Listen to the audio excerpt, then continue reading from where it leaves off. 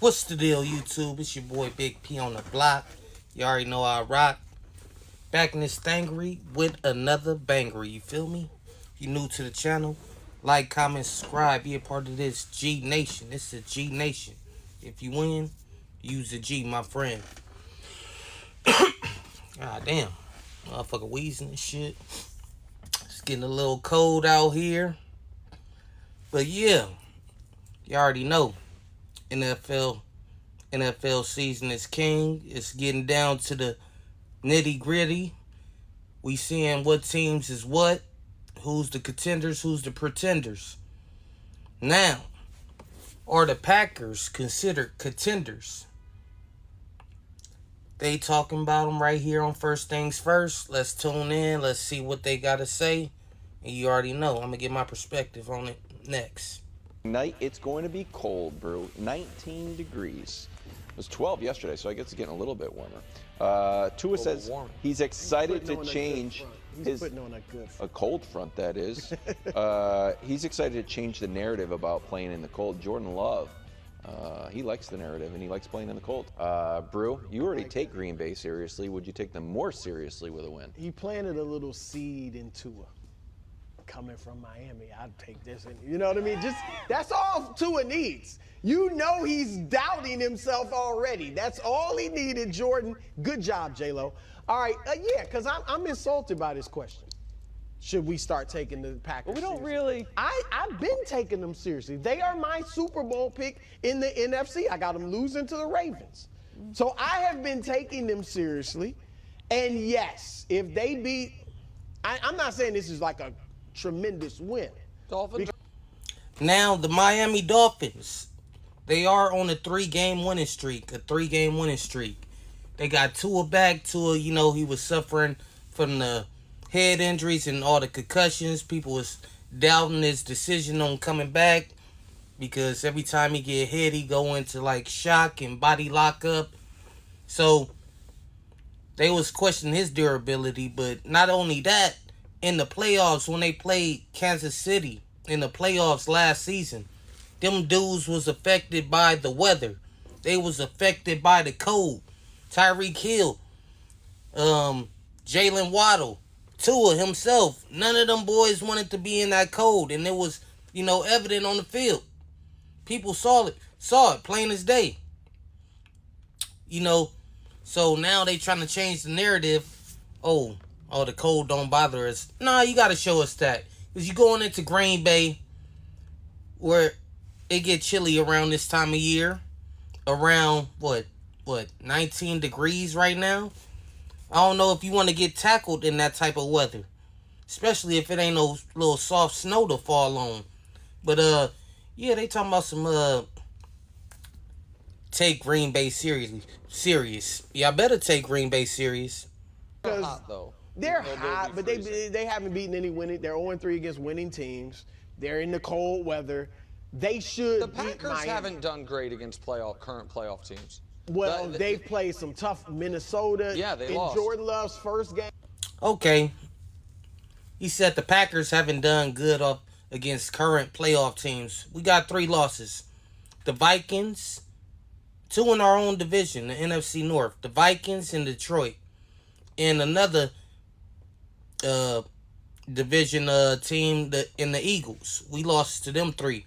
Eagles, Detroit, and the Vikings. Now, all 3 of those teams have a combined record of, I believe, 25-8 or something like that.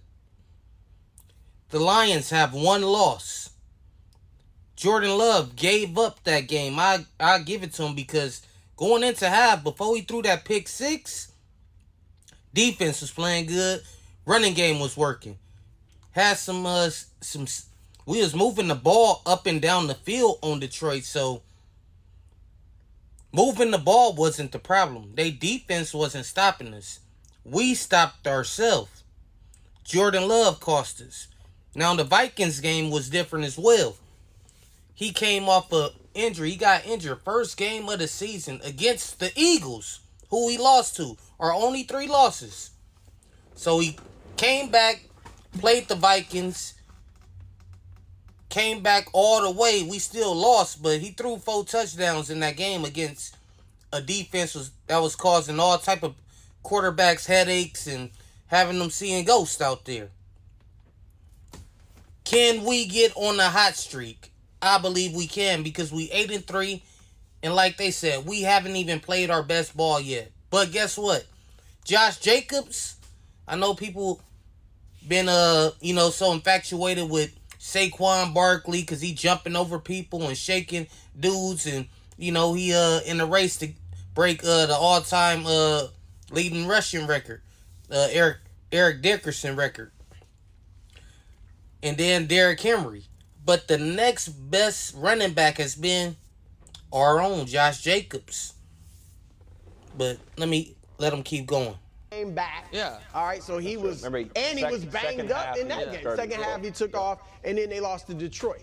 But I definitely time to take them seriously. For those that didn't take them seriously at the beginning of the season, like me, when they won 2 games, 2-0, with Malik Willis at quarterback, and very little threat of the forward pass, that's when people should have been taking them seriously. So because Josh Jacobs, Nick, I mean, he's not Saquon or Derrick Henry, but that dude is he's the bronze medalist for running back acquisition. Yeah. You know what I mean? Like, and would have been the gold. Tony Pollard. Tony Pollard's, you know what I mean? That would be an honorable mention. Okay, sure. So listen, I think it's impressive that they're 8-3, and I don't think have played their best football. Exactly. You know, and so I will give, and I think that's a Matt LaFleur stat. You know what I mean? And a coaching stat, so to speak. And let me just give you context to this too before I let them keep going, because we won the game with a backup quarterback, but you got to understand this backup quarterback didn't even know the system. We literally brought him in the beginning of the season. The Titans had cut him, released him.